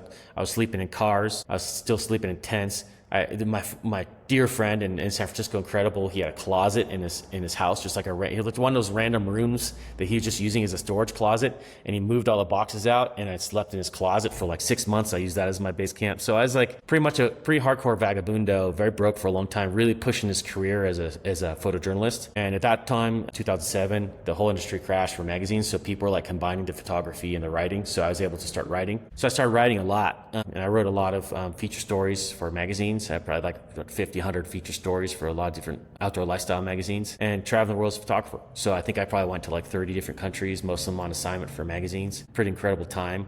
And then I got a call from Ex Officio, which is a lifestyle clothing company out of Seattle. They're known for like their safari gear and like their fly fishing stuff. And they saw an article about me, about my trip in the Seattle Times, where somehow I just randomly mentioned to the journalist interviewing me. She asked me like how many flat tires and how much water. And I think she asked like, how many pairs of underwear did you have, just like randomly? And this sounds gross, but I only had 2 pairs of underwear for those 2 years, right? And a lot of it's because you're wearing bike shorts, and the underwear is like your comfortable thing you slip on at the end of the day when you go to sleep, because you're like in bike shorts, right? And then so Ex Officio saw that, and one of the new products they're pushing was this travel underwear, like antimicrobial that you could like wash in the sink and you could travel with, right? I remember that. Yeah, I remember that. Yeah, so they called me and they brought me in, right? And they're like, just curious, did that underwear happen to be ours? And I was like, yes. And because during my bike trip, I'd gone into their outlet store and I'd bought my underwear at the Ex Officio outlet store. So I'd ridden with their underwear just casually, and they're like, oh my God, we got to use this. So they created a campaign, 2 years, 2 pairs of underwear. And my bicycle with the underwear was in the SeaTac airport for like 8 years on the wall. Everyone could walk by it in front of their store. And there's the whole story of like my bike trip, 2 pairs of underwear. And then the underwear became 60% of their product, the sales. Greg, their underwear. Was this ad campaign, did this include you standing there like just in underwear with a bike over your head or something? No. So it had. Were you an official underwear model? That's where I'm trying to go. Is that on your resume? This is like one of the most random times in my entire career. They took some of the photos from my bike, right? And so they do underwear, then a picture of me on the bike, right? So they keep them separated. So they started running my photos from my bicycle trip in their campaigns with like underwear on the side saying, Greg, 2 years, 2 pairs of underwear. It wasn't ever me like in my underwear. And then they start seeing some of my work in magazines and stuff. And they said, hey, we do a catalog every year. Can you maybe you could shoot some photos for a catalog. So for 5 or 6 years, I was the ex officio catalog photographer, which became like an underwear photographer, right? So it wasn't too bad of a case. So I was able to, this is the whole origin story of WhereNext and my marketing agency. So I was able to go, that's why I started going to these different travel conferences around the world and negotiating with different tourism destinations. Like, hey, I got this catalog for a clothing company in the US and I think it had like 1 million distribution. And what I pitched to ex officio is like, let's make it a destination piece and let's go to a destination every year and make it almost like let's write stories about traveling to the destination and let's find real people, real travel. Let's bring them and let's do these incredible trips and we'll photograph them in your clothes. And I think it was a little bit ahead of its time, but we ran that for like 5 years and we did incredible stuff, man. We went to Australia. We did Outback Australia. We were on a sail yacht off the coast of Australia. We did bush flights in Australia.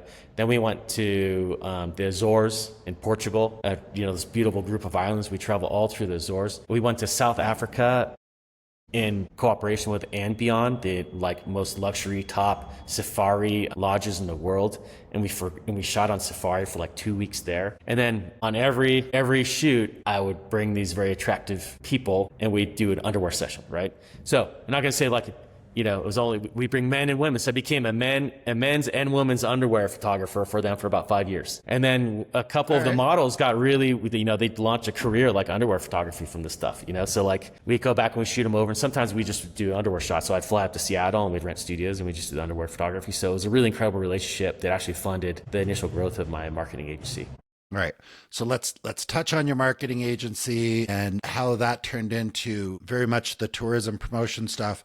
And we can move through that at whatever speed you want to move through that. But I do want to touch on that if we can real quick.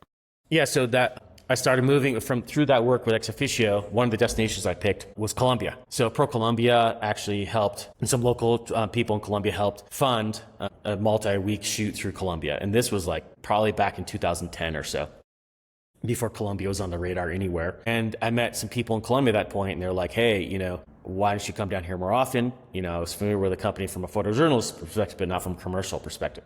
So when I decided to start this marketing agency, at a certain point I was like, hey, I got to put down roots. I need to start, and I started hiring people. So I'd be with crews of 5, 6, 7 people for these shoots that I was doing. And I needed an office and I needed a place to put hard drives. So I decided to do it in Colombia, right?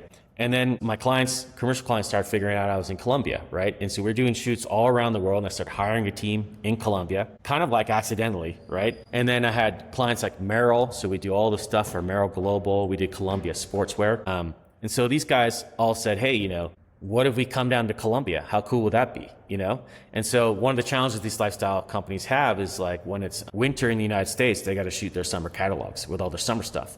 And so can we come have summer in Colombia when it's winter? I mean, that'd be obvious now, but this is 15 years ago. And then when it's summer in the US, can we have winter in Colombia? And because Colombia, the verticality of the country of Colombia, you can get any season at any time of year. So these guys all started coming down to Colombia. And then the Minister of Tourism started seeing all this work from this random American guy. This was we were generating a lot of publicity for Colombia, millions and millions and millions of pages of catalog work, and running photos of Colombia in these massive global ad campaigns, right? So they took note of that and they called me in. And they said, hey, who are you and why are you here? And how can we work together? So they actually invited me. This was never my agenda. They invited me to bid on a project to position Colombia, the country, to international markets for the first time in history. Because before, only travel really existed in Colombia was outbound, like Colombians leaving, going to Miami, going to Europe, etc. And there wasn't enough people coming into Colombia to justify really an investment in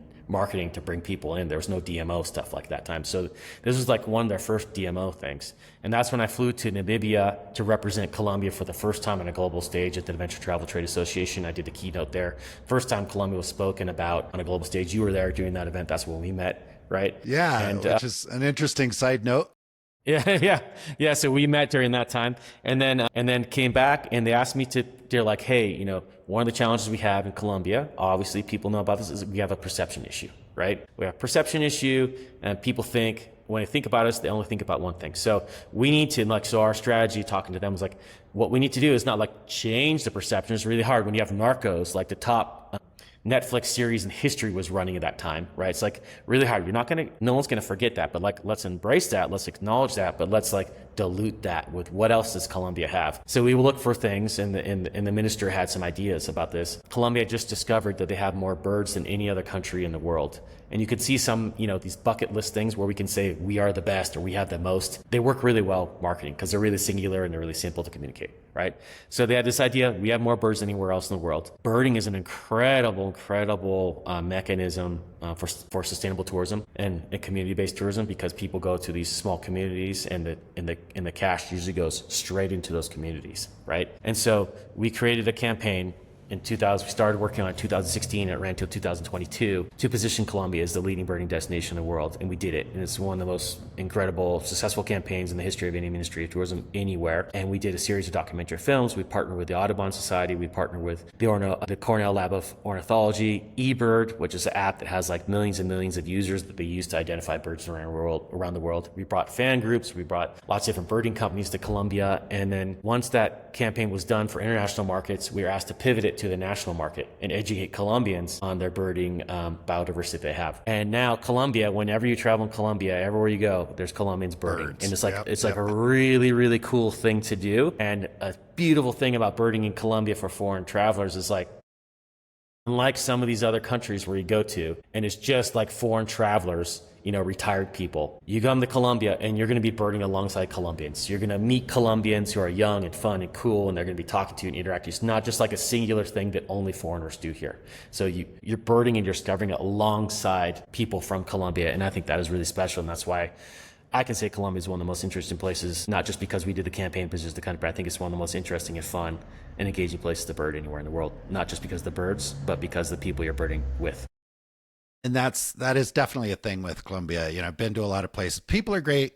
There's great people in a lot of places, pretty much everywhere. But boy, there's something about connecting. Like when you travel in Colombia, you connect with people. There's places in the world you can go and have a whole week-long vacation and not connect with anybody if you don't want to, I guess. But yeah, here, you're just going to connect. You might walk into a convenience store. You're going to connect with somebody on the street. There's a lot of characters here. It's just a magical place. And when I say characters, I mean in a very, very good way. From my perspective, you've got more time. So the interesting thing about Colombia is if you look at the history of Colombia and the security situation, most Colombians until like not too long ago were never able for multiple generations to travel and explore their own country. They're very much isolated, and they had to stay, within Bogota. And even just leaving from Bogota down to my finca, you had to go in a caravan with military security, etc. Right? So traveling within Colombia was not an option for Colombians for generations. Right? And so most Colombians would go internationally if they travel somewhere. Now Colombians are discovering their country, really for the first time. This is the first generation out and about exploring the country without too many hangups about historical things when, insecurity and things from the past, right? So Colombians are out and about, they're exploring. And so when you're an international visitor and you're exploring as well, you're exploring alongside Colombians. So it's very cool. Yeah. So Colombia is very much culturally in this phase of let's learn who we are, let's see who we are, let's explore this cool stuff. So when you're in WhatsApp groups and you're in chat groups and you're in Facebook groups, the vibe is very much like, hey, did you hear about this new cool place, this new cool river, this new place where we saw this new bird? And it's very much exploring and discovering, which most countries around the world have been fully explored and discovered. Colombia hasn't yet. You're right, because I imagine just going to an interesting place here in Colombia. Let's call it I don't know. There's just a cool place. There's a lot of cool places. So I'm going to go to a cool place, and I'm not going to a cool place to hang out with a bunch of people from the U.S. I was almost said Americans, but it's not a bunch of people from the U.S. It's like there might be a few because people do come here. It's a fascinating place. But yeah, you'll have, there'll be a couple there from Cali, and then you'll meet someone else from Cartagena, and then you'll meet someone else from Bucaramanga. And it's so cool. And they're exploring their country. They're excited about it. They're sharing it with you, as opposed to, I know there's places in Europe, like There might be other Europeans, but there aren't going to be too many French people there because the French people are like, I'm not going there. There's too many tourists there. Yeah. And you don't really get that here, you know? No. Yeah. So maybe in Cartagena now you do a little bit. But. Well, yeah, maybe that wasn't a great. Yeah, Cartagena. But even then, you know, you don't have to go too far to get away from the I don't know, the U.S. crowd, the regular tourist crowd. Yeah. Because it's just not overrun with tourists, you know. So maybe I would say Cartagena and Medellin right now in Colombia in the last 5 or 6 years. So you can you can be in a peak season weekend. It'd be a lot, but if you like, you're right. If you go a couple kilometers out of the main gathering points, you're going to be. That's the thing. There's a couple neighborhoods you and I both know in Medellin that if you go there, you're going to see a lot of tourists from outside the country. But literally, you can go get on the metro, go 2 stops down, and you don't see any of them. You know, which is pretty cool. So it's not the whole city for sure, but anyway. So you've got the marketing agency up and running. You're doing all these things to promote tourism to Colombia, within Colombia. I don't know if you want to touch on this big special project. I know you had a big special project promoting tourism, kind of not just in Colombia. I don't know if you want to touch on that because it kind of leads into, I think, what you're doing now.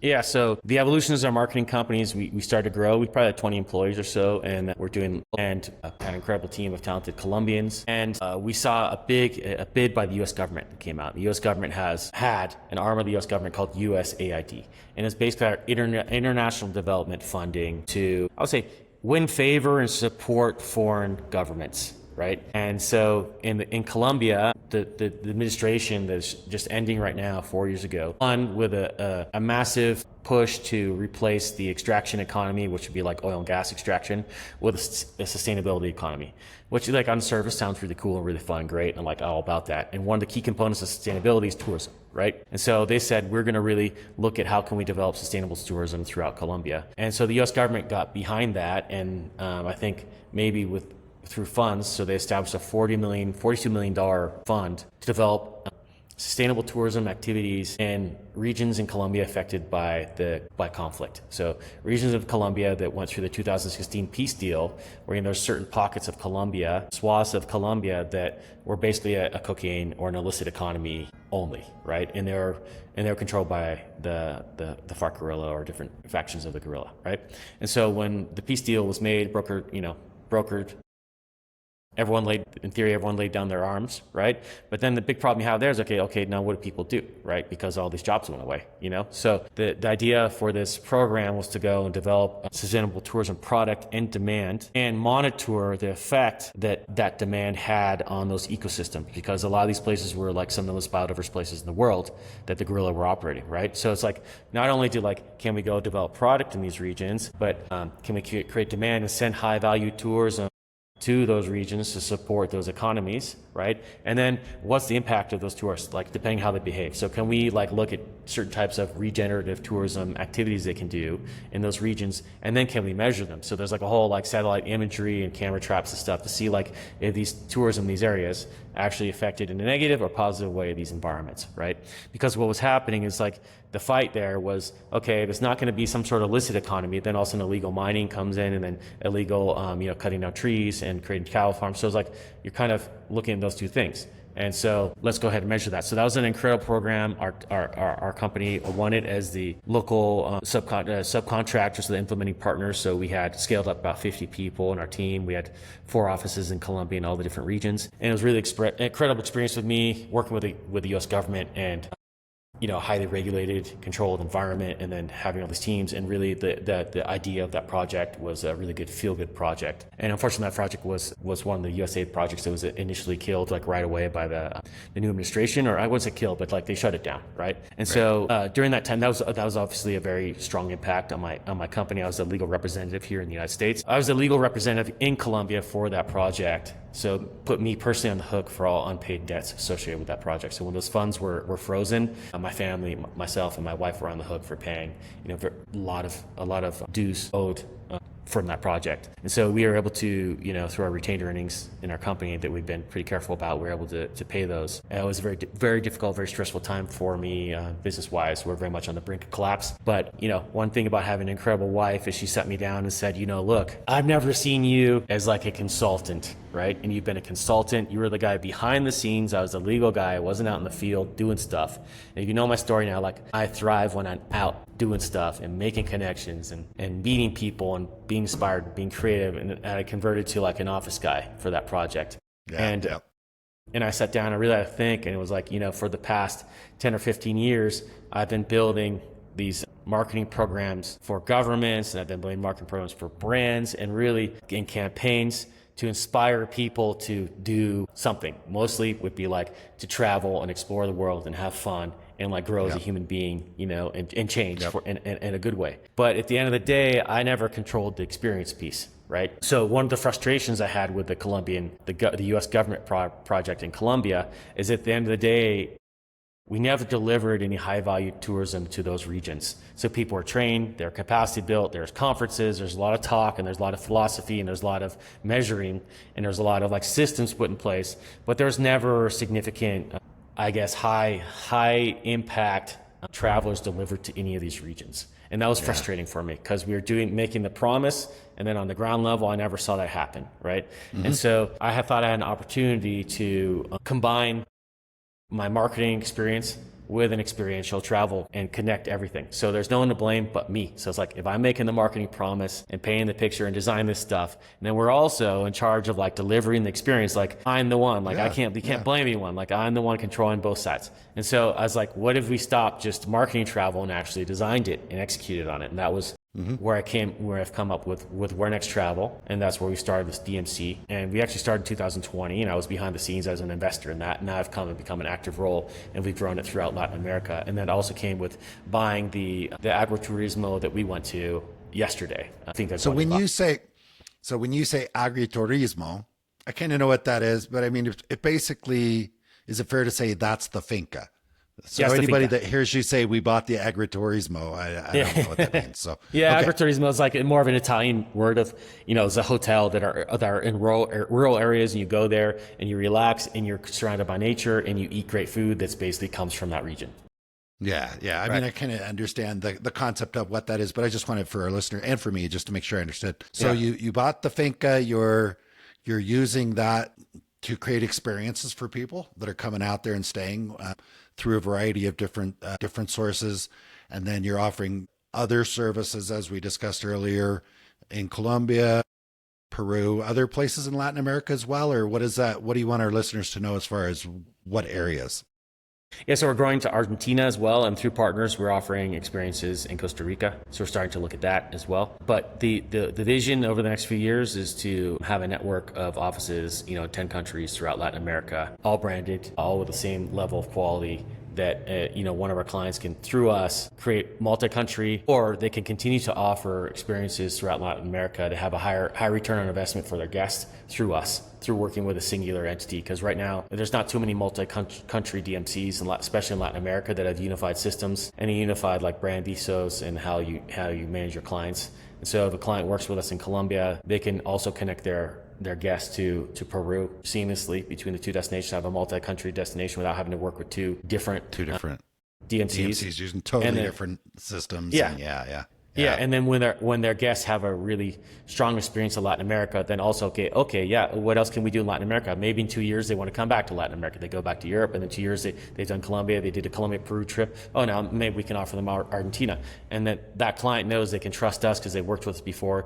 They know their guest has been with us before, and they kind of vetted the experience, and so they can continue to book and send people throughout Latin America with confidence, knowing that they're working with the same organization. I think, just real quick, I don't know if this is controversial to say this, but I think you've got an advantage or a benefit that serves and supports your clients because you've got, the U.S. connection, the experience there, but you've also spent so much time, like on a very intimate level in Latin America, to have that ability to kind of bring those two together. It's kind of be like a liaison. And you've done it also with the the creative agency and all that stuff. It's the same type of thing. And that's not knocking somebody that runs a DMC that is born and raised in a particular country or anything like that. But it potentially adds a new level that could be beneficial. I get that. Do you feel that as well, or you want to add to that, or is that just me talking out my butt, sniffing? No, butts? I think as an entrepreneur, I think something that I think is very important in my development as an entrepreneur is to look in the mirror and be very honest with myself. Like, where's the best use of my time, right? And so obviously at a certain point when you're starting a company, you got to do everything. Right? You're doing everything. But as you kind of grow and you have different people who are leading different regions, like I'm able to have country managers in each country, and then they have people who work for them, etc. And where's the best use of my time? And I think something that's really unique for me is, I'm an American from the United States, and we deal in luxury travel. And I happened, my parents were educators. We were like middle class family, but I happened to grow up on Mercer Island, Washington, which is probably one of the wealthiest communities in the world, right? My neighbor was Bill Gates. The other neighbor, was Jeff Bezos, founded Amazon, and the other guy was Howard Schultz, right? So very few places in the world has such like an incredible, like massive wealth been created than Mercer Island, Bellevue, Seattle, Washington, right? So I grew up understanding that culture and actually seeing my friends and their families, take luxury trips to Hawaii. Like, I'm familiar with that world, right? And I feel like I understand that world to an extent. And then I've also lived in Latin America 20 years, and I've worked with government projects. I understand how things move down here. I've gone through everything. Like, I've basically almost been kidnapped and murdered down here, and I've also won the largest sustainable tourism project in history down here and managed that with the U.S. government. So I think combined, like I said, those two worlds are something like that's really something special that I have. And like, where can I focus my time? Where can I focus my energy? Like, let's look at you nailed it. I think that's why I try to, leverage that kind of, I guess, situation that I found myself in, and use that to grow the business. A great job. And just on a very, very, very surface level, in my travels, I spent a lot of time working in tourism. I can, I'm familiar with a lot of it, but I've also spent a ton of time just in the last few years in Airbnbs. And most of them that I walk into are missing something that's just culturally, it's a cultural nuance. And it's like, ooh, I wish I could think of a great example, but there's a lot of things. It's like, I don't think the person that owns this Airbnb has ever maybe traveled to upscale Airbnbs in the US, for example. Yeah. And when I was in your place yesterday, I was like, yeah, you guys have everything. Like, I don't think that I could have picked a single thing that I was like, culturally it's missing, but at the same time you had the Colombian culture as well. So you had like both. And, even just the wonderful, beautiful family that you have working with you out there is just such a fun experience. I just sense that you're in a unique position to do that. Gregg, we've discussed a lot. I know we spoke quite a bit longer than we thought, but there's so much to share. I'm curious, is there anything you wish I would have asked you or that you want to touch on before we wrap up? Yeah, I think, thanks for all your time and all your questions. This has gone long, but I think I would love to talk about the finca a little bit more, because we were able to go out there yesterday. And one of the reasons I wanted to bring you to the finca is just to hang with you, because I think I want people to know that you and I have a really interesting relationship that we kind of figured out accidentally. Yeah. 15 years ago, when I first started working, my marketing agency first started working for Pro Colombia in Colombia, one of the things that we were looking at promoting alongside birding was fishing. And so in your former career life, you're the head of travel experiences for a brand called Orvis, a fishing brand in the United States. Yep, I was. And so we had emailed for probably a month, and I put together a fishing expedition that was like incredible, flying on a bush plane out of Bogota into the Llanos Plains, which is like this plains like out of Africa. This is transition zone into the Amazon. And this region was formerly controlled by the guerrilla, and FARC guerrilla people, these military, these groups didn't eat fish, they ate cows. And it has these incredible river systems. So we were going to fish river systems basically for the first time in a generation ever for monster peacock bass, and flying in on bush planes because there's no other way to get there, right? So it was a pretty awesome thing. And the last minute you bailed on the trip. Well, I don't think I got to the point of saying yes, but here, Gregg, I love that you brought this up, because it was a seriously profound moment in my life that I have very, very seldom shared the story. But yes, I was working at Orvis. I was running the travel business for Orvis. I think you and I actually first met, must have been in Namibia at the Adventure Travel Trade Association, because we figured out that we were both there and started chatting. You'd reached out, said, hey, there's this great opportunity. And I went to my boss and I said, hey, what do you think? He was generally like, you could, Jason, whatever you think, because, this is your thing. And I went to him and he's like, yeah, I don't know how well we can sell Colombia, but it's pretty cool. Yeah, if you want to do it, go ahead and do it. We'll support you. And then I went home and I was so excited. I went to my wife at the time. It was a wonderful woman, very supportive woman in so many ways. And I said, sweetheart, I'm going to Colombia. And she said, oh, no, you're not. And I'm like, what do you mean? And like, I was so excited because I'd been to so many cool places. She's like, no, I don't think this is whatever. And we won't go into too far details, but there's some preconceived ideas about Colombia. And it turned out where I was like, if mommy ain't happy, ain't nobody happy. And I think I went back to you, Greg, and said, geez, it doesn't look like this is gonna work out. So fast forward several years, quite a few years later, 15 years later. Yeah. I'm divorced and I'm sitting in Phoenix, Arizona in my apartment thinking, I really wish I was traveling. And then I thought, you know what? I'm just going to go travel. I had a great situation with my son where he could potentially travel with me and do all this stuff. So anyway, I sold all my stuff and I thought, okay, where am I going to go? The only place that anybody ever told me that I couldn't go was Colombia. So guess what the first plane ticket I bought? I bought a one-way ticket to Colombia, and I'm going to Colombia because, So, and here I am, 4.5 years later, out of the last 4.5 years traveling full-time, over 2 of that has been spent in Colombia. And then you and I bumped into each other. I think we bumped into each other on LinkedIn. And we had a quick little video call and you're like, you used to work at Orvis, right? And I'm like, yeah, Greg! So when I figured that out, I was like, whether we do this podcast or not, like this guy, we're going to hang because we were supposed to hang 15 years ago. Like we're going to hang. So you're going to come down to my finca and we're going to hang for a day, like just to get to know each other. We did walk the river. We didn't fish it, but we did walk the river. So that was cool. So yeah. And so that was like kind of the kind of story behind getting you to the finca, just spend some quality time as a couple of American guys in Colombia hanging out together. And for me, the impetus of the finca is when I bought this finca with my wife. It was a 1-year labor of love to renovate the entire finca.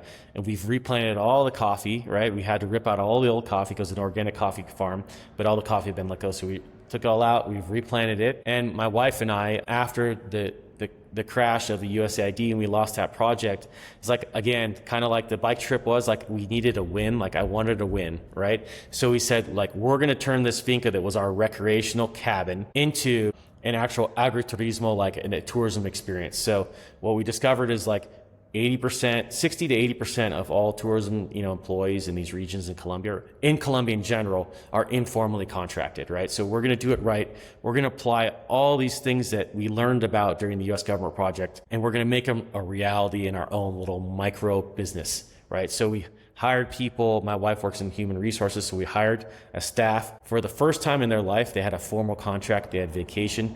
This woman was working 7 years in tourism hotels. She had never had paternity leave in any of her 3 kids she had. She had never had vacation. She had never spent Christmas with her family for 5 years, right? Yeah. That's what it means to be informally contracted in Colombia, right? So through a formal contract, by law, you have paid maternity leave in Colombia, 4 months. It's incredible paid maternity leave.